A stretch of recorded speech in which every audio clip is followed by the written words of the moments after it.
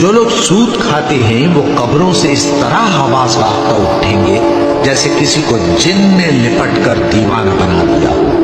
یہ اس لیے کہ وہ کہتے ہیں کہ سودا بیچنا بھی تو نفع کے لحاظ سے ویسا ہی ہے جیسے سود لینا. حالانکہ سودے کو اللہ نے حلال کیا ہے اور سود کو حرام. تو جس شخص کے پاس اللہ کی نصیحت پہنچی اور وہ سود لینے سے باز آ گیا تو جو پہلے ہو چکا وہ اس کا اور قیامت میں اس کا معاملہ اللہ کے سپرد. بھلا دیکھو تو کہ جو پانی تم پیتے ہو کیا تم نے اس کو بادل سے نازل کیا ہے یا ہم نازل کرتے ہیں؟ اگر ہم چاہیں تو ہم اسے کھاری کر دیں، پھر تم شکر کیوں نہیں کرتے؟ تمہیں کیا ہو گیا ہے؟ کیسی تجویزیں کرتے ہو؟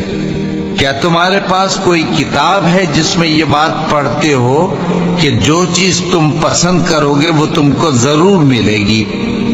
یا تم نے ہم سے قسمیں لے رکھی ہیں جو قیامت کے دن تک چلی جائیں گی کہ جو کچھ تم طے کر لو گے وہ تمہارا ہوگا؟